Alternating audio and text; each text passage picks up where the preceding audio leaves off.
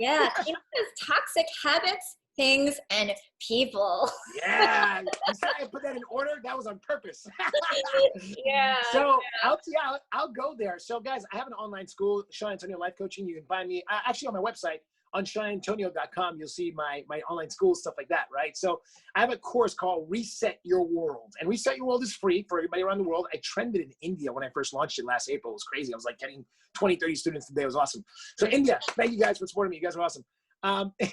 Habits, things, and people. So what there is to do, guys, is to sit down and figure out what habits you have that are toxic, that you may have rubbed up against for yourself, whatever they may be. Nail biting, surface conversations with people, not taking care of your body, irresponsible sleep or eating, no exercising, not really being clear in your communications, right? Like whatever the habits may be, being a messy person. Like my place is always spotless. It's a no matter what for me. My place is just, it is what it is. So getting rid of any habits that are limiting your truth of who you are, because we always have this ongoing to-do list of things we have to do someday because we've been so shitty about having great habits. So get rid of all those habits, things that are unnecessary in your life. Anything that thwarts you or doesn't, as Will Smith said in the video I just saw 2 weeks ago, anything that's not fanning your flame. And he's just like, if it's not fanning your flame and those things are pulling you back, or there's pictures of, like you broke up with somebody and there's still pictures in your phone. Like one of my clients I just had, he's going through a divorce. I'm coaching him through his divorce and I know her and I know him, right?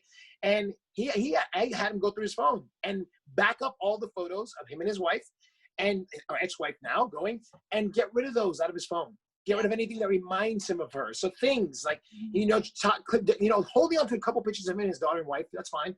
But like getting rid of anything that's going to pull you backwards. And then the biggest thing, people. Guys, we have this thing called keeping people in our life that don't support who we are, that aren't our cheerleaders, that don't champion us. And we hold on to them for a series of reasons, whether they're family. As my dad said to me about 15 years ago, he said, look at the person for who they are. That it could be mom, brother, sister, cousin, whoever they are. If they're not great and don't attribute amazing things to your life, they should not be in your life.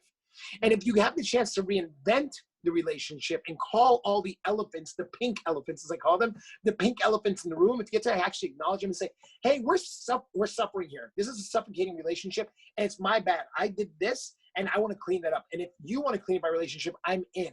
So people that you're incomplete with, let's get all that shit complete.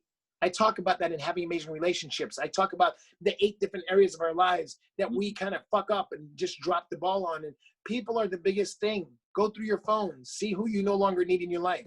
When I went through my phone, when I started my Reset Your World course, I actually did it myself before, and I beta tested it with 38 of my friends.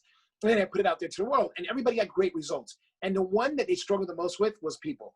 You have to go through your social media, clean out anybody that's not consistent with amazing things. You have to go through your email list. You have to go through, your daily habits of people that you talk to that aren't like, man, Jen, great. What are you doing? Yeah. How can I help you get there?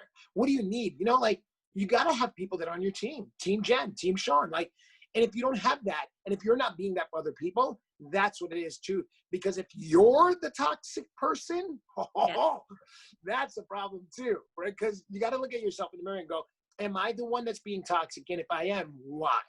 Deal with all your skeletons, all your ghosts, all your incomplete conversations. So that one's a big one. And I put it 5 for last because that's the one people seem to struggle with most. We got to get rid of it. I think that's, habits that are, bad for your health or things that are just cluttering up your life and more to deal with, just as like the more you have, the more you worry about, the more, you can, you have less time to focus on the things that are important in your life. When it comes to people, I always wondered if it was better to try to address it and how much you're working on that and trying to get it to work and heal and get to a non-toxic relationship before you got to be like, you know what? Sorry, you're toxic. I got to cut you out of my life. Blah. Jen, it's so simple. Okay. It is actually, I broke up with 297 people in 2011. 297 people, like specifically, right? And so my moment of that is I had to look at how were they contributing to my life? What were they bringing to my life? And what was going on for me, right?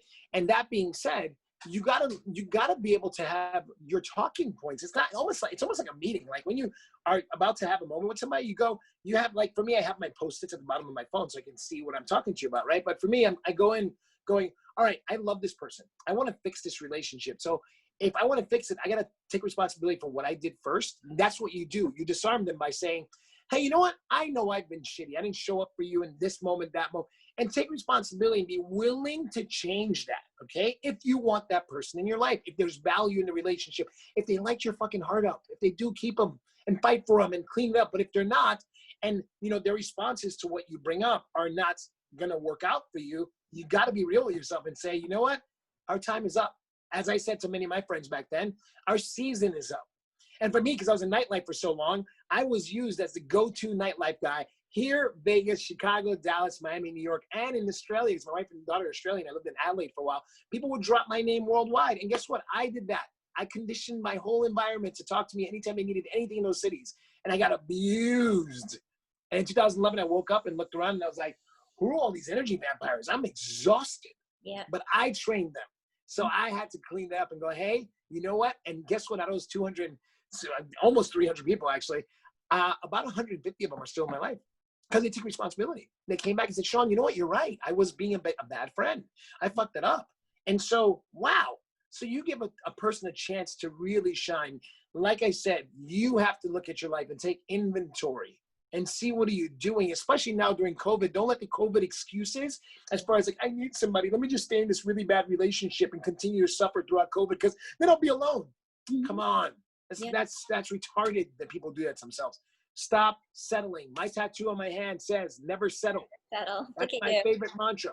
Never settle. I brush my teeth every day. I see it. It reminds me, never settle for less than extraordinary. This all day, every day shirt. This is who I am all day, every day. I honor who I am. We forget that. No more toxicity.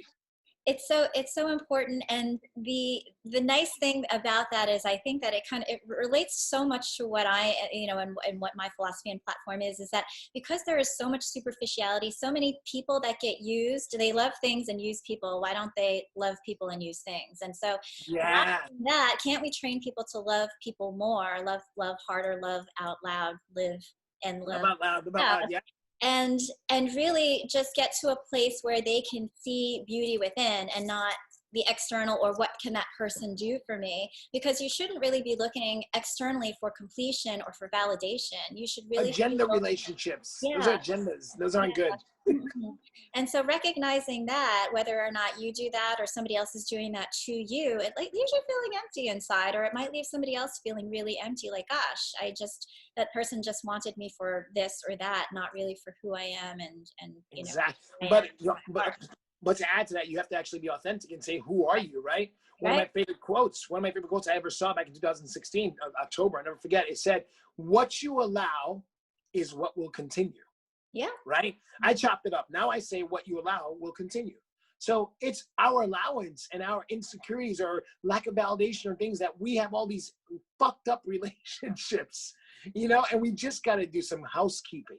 Yeah. Housekeeping is what I've been calling it lately, but that one's guys, it's so much fun to clean it up because in all your relationships, you can be unleashed all the time. You can be your full self all the time. That's the good news about doing this work is that you do that work and you could just be this, like I'm this guy with everybody in my life, mom, dad, brother, sister, everybody.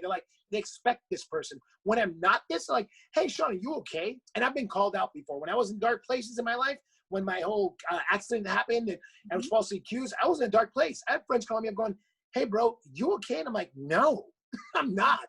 They're like, what do you need? I'm like, can you just come over and hang out with me? And they're like, yeah.